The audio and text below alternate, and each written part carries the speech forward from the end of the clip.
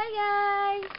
Yan, kakatapos ko lang mag last update nung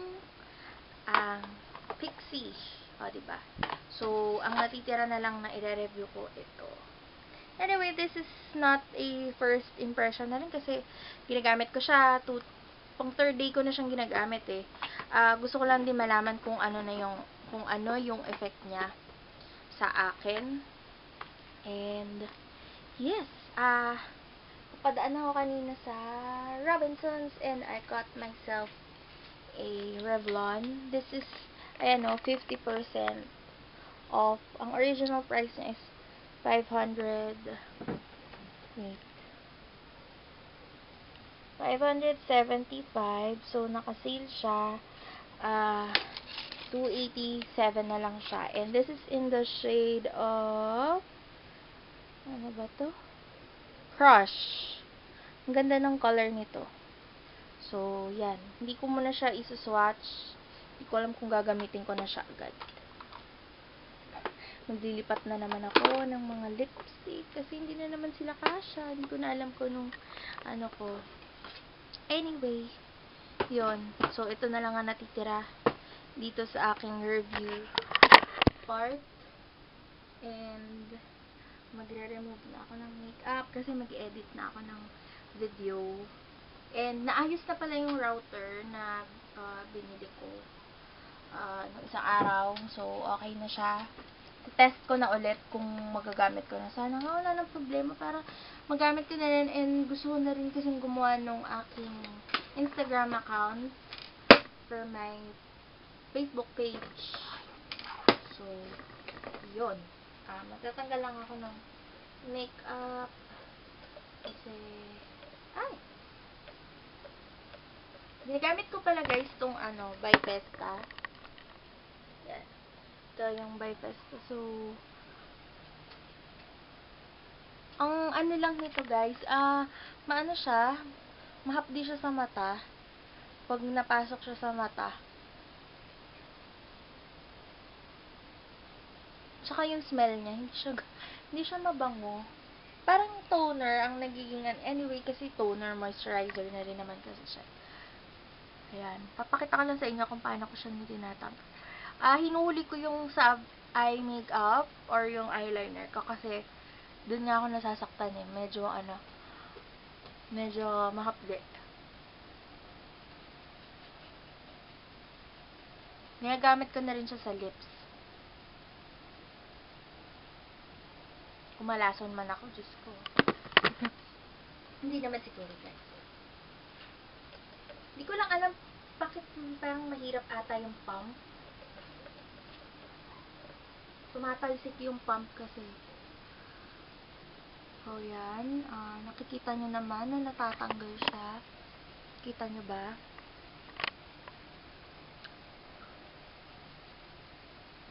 Yan.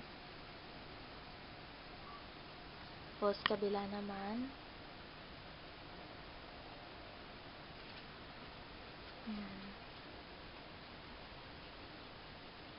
Hindi siya kagaya ng Mary Kay na pag ginanon mo siya, na mamagnet yung makeup dun sa makeup remover. But this one, kailangan mo siyang spread talaga ng mabuti. So, tingnan natin kung may natira pa na.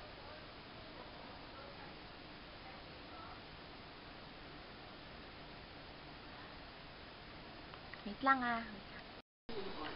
Hi guys! Yan. Kadilim, wait lang. Ayusin ko lang yung aking kailaw-ilawan. Kung hindi nyo ako nakikita by now. Pero, tara! Yan. Wala lang. Umalis kasi si Mami. So, may chance na naman ako makapag-vlog. And, I recently received yung ito. Underarm Whitening Solution plus Deodorant Antiperspirant. This is from RMK Shop Online. If you, very popular na rin to kasi nakasama to sa review, nakasama to sa favorites ni Miss Anne and dun sa kanyang favorites ba or sa tawag dito, skincare routine. Yon yung updated na skincare routine niya. So, yon. And, nakapag-post na rin ako ng picture niya sa Instagram. Saan na ba yun? Ayan. Hindi ko kasi ma-post si Ate Mafi, yung kanyang online shop. Kaka-ano ko pa lang sa kanya, PM na i-add niya, i-accept niya ako sa Instagram kasi gumawa na ako ng Instagram ng aking page, yung Hey It's Me Reg, as yun din yung aking Instagram account, Hey It's Me Reg. So if you wanna know, kasi hindi ko alam, baka bihira lang din ako mag-Instagram, pero let's see, 'di ba? And then this is my workplace, super gulo, 'di ba? Yan. And, a little update about dun sa router, diba? Kung napanood niyo na yung vlog ko, na-post ko kasi problemado sa router kasi nga kahapon, hindi ko pa rin siya magamit. And, nung dinala ko siya sa pinagbilhan ko, nagamit ko siya. So, kagabi, hindi ko siya nagamit. And now, kanina umaga, hindi ko pa rin magamit kasi nandito yon. So, siguro mahina yung signal dito. So, nilipat ko siya dito. And, tada! Yan, nagamit ko na. And right now, I am saving yung aking review on Pixie. Yan yung review ko sa Pixie. Actually, ano na yan eh, last na yan na ini-edit ko. Kasi, na-edit ko na yung isa, yung dun sa MaxiPill. Pag natapos to, i-upload ko na siya. Kasi, para hindi masyadong matagal. Kasi, natatagalan ako mag-save, mag-export. So, yun. Yan. So, I'm so happy. Naka-wifi na kami. Kasi, ang hirap kaya ng hindi wifi. Lalo, in my case, syempre, most of us, diba, naka-wifi. And, yun, para multitasking din kasi habang nanonood ako dito, nag-save yung aking mga ginagawa. So, yeah. Medyo magulo lang yung workplace ko ngayon. Kung makikita nyo, puro wire. Pero pag ayusin ko to kasi masyado magulo, naguguluhan ako. Yan. So, ito, resibo lang naman to. Ay, tapon ko na lang. Yung resibo lang naman. RMK shop, yun, wala lang. Tapos, kahapon, di ba sabi ko, punta kami ng M20 na, ito yun, yung M20 Enterprises Inc. And, binigyan nila ako nitong booklet ng Pentax. Yan yung mga cameras nila. Yung kay Ate Ann is itong K500. Yan yun. So, sabi sa akin nung babae, mas maganda na daw ang Pentax ngayon. And, I would agree din naman kasi yung mga picture din ni Miss Ann, ang ganda nung capture niya. Pero, kasi ayoko munang mag-high-end na camera since, syempre di ba, I have plans of leaving the country, so hindi ko pa naman din siya ganong necessity yung DSLR. So, hindi ko pa siya gusto talaga. Ang gusto ko munang ma-achieve or makuha is itong digital na Canon Ixus. Di ko alam paano siya pronounce. Basta ito muna. Naka-sale na siya ngayon. Diba? Ang original price niya is $4,998. Pero, meron akong nakikitang mga shop sa Photoline, kung alam niyo yung Photoline, parang Kodak, ganun. Naka-sale siya, 3,998 na lang, so less 1,000. Sana nga makabili ako kasi, para mas ma-improve yung quality nung video, kasi medyo nakukulangan pa ako dito sa camera ko, since it's just 14.1 megapixel. Yun. Tapos, about the lightning, meron na rin ako naisip pang isa kasi napapansin ko kahit malinaw yung aking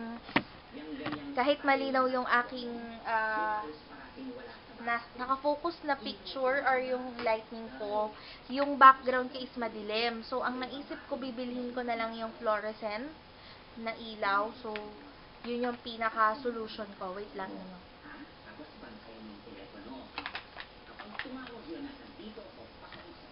Tapos,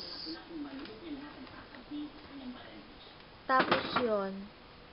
Anyway, hindi ko alam. Nagugutom ako. Parang gusto ko magluto. Wala kasi yung mami ko. Nagbayad siya sa Avon. Dahil yung mga nag-order sa amin. Due date kasi ngayon. So, hindi ko alam nung kakain ko. Anyway, babalik na lang ako later kasi mag-a-update pa ako ng may gagawin pa ako eh. Okay? See ya! Hi guys! Good evening! Yan. Sorry, maingay. Nanonood kasi ako ng vlog ni Miss Anne. So, yun. And, gusto kong i-share sa inyo kanina kasi nagpunta kami ng, actually, kasi kanina, late na ako nakapag-vlog kasi dapat mag-vlog ako sa school ko. Nagpunta ako ng FEU kasi pina-authenticate ko na yung diploma ko because I need it sa pag-alis ko. Kaya, pina-authenticate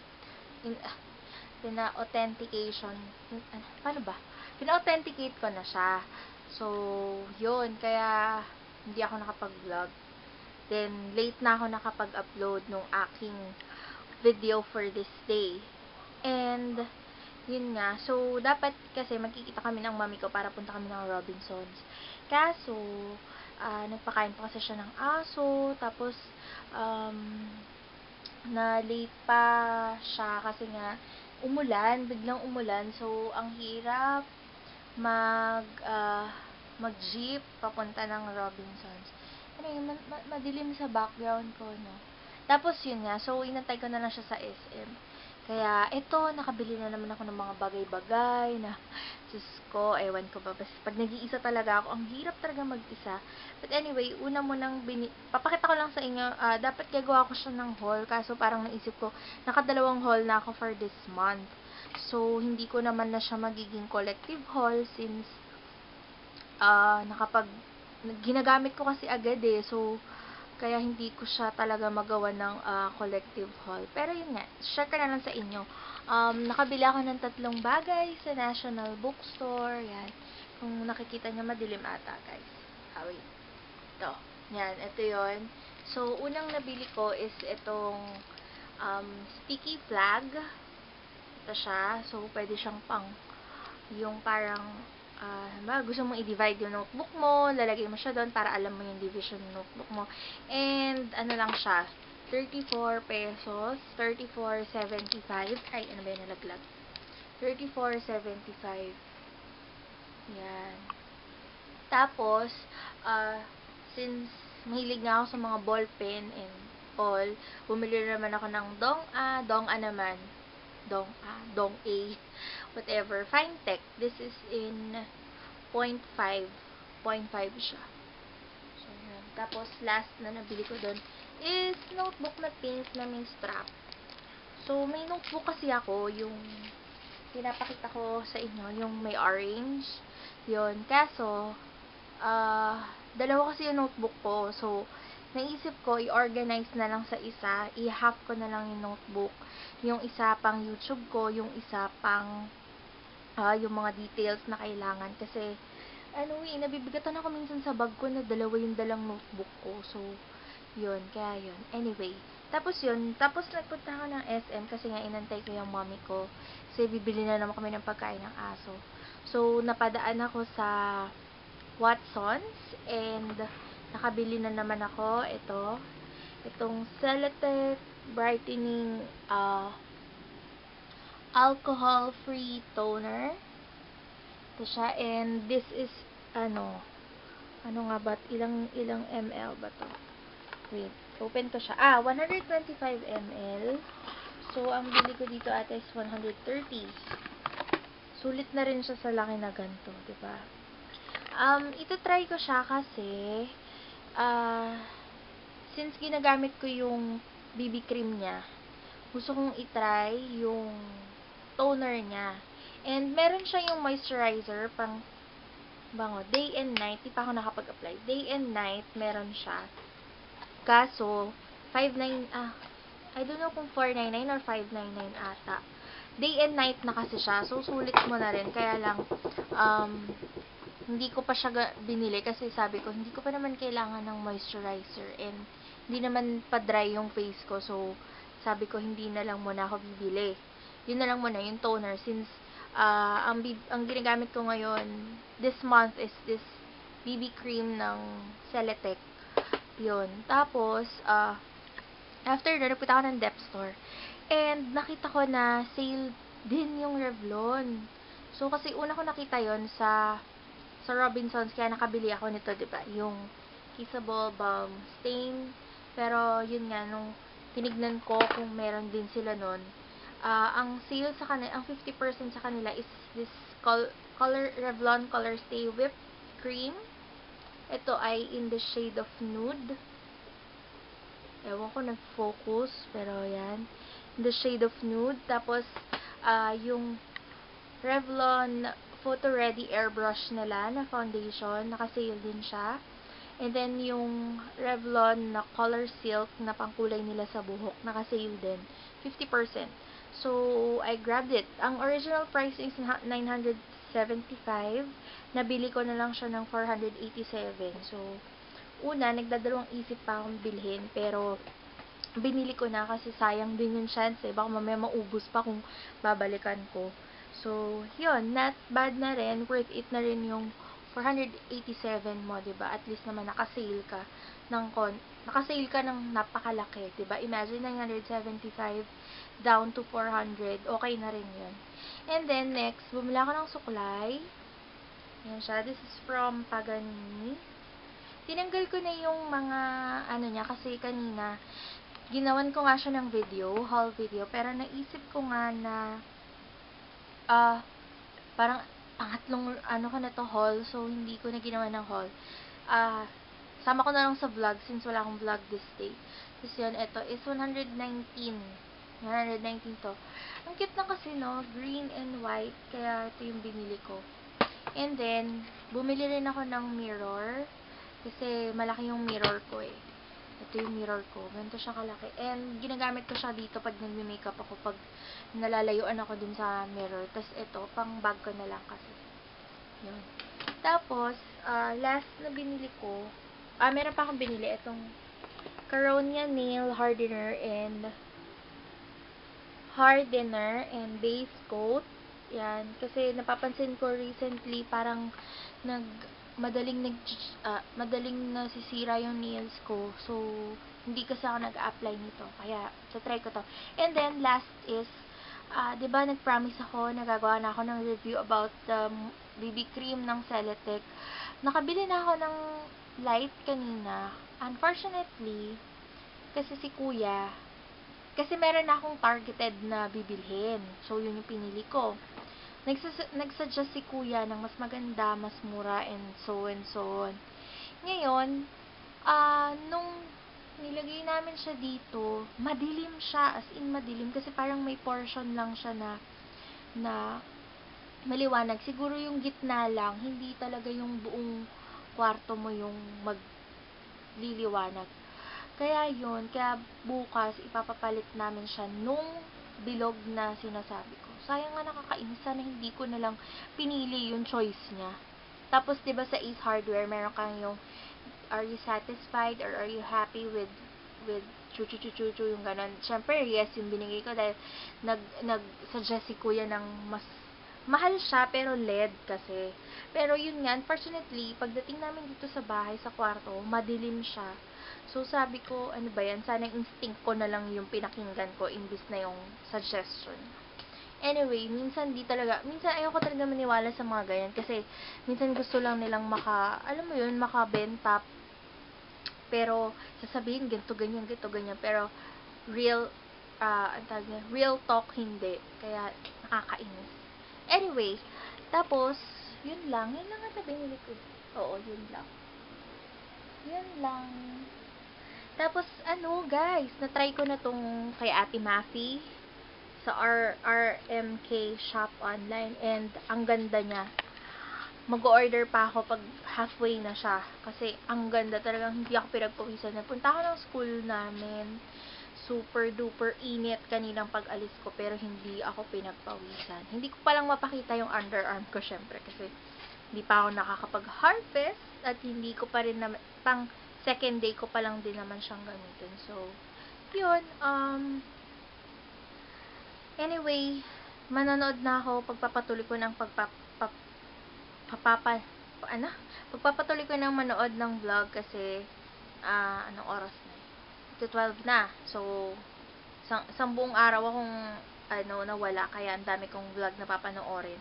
Tapos, magsusulat pa ako, and then mag-aayos ako ng gamit kasi tomorrow aalis din ako. Hindi ko nga alam kung magkita kami ni Sis Kerry kasi hindi siya nagte-text, and siguro kasi hindi ko rin siya nagte-text, kaya yun. Tapos may lakad ako ng morning, so hindi ko pa sure. But anyway, I'm gonna catch up on you guys, and yeah, thank you for watching. I'm gonna see you in my next vlog. Goodbye!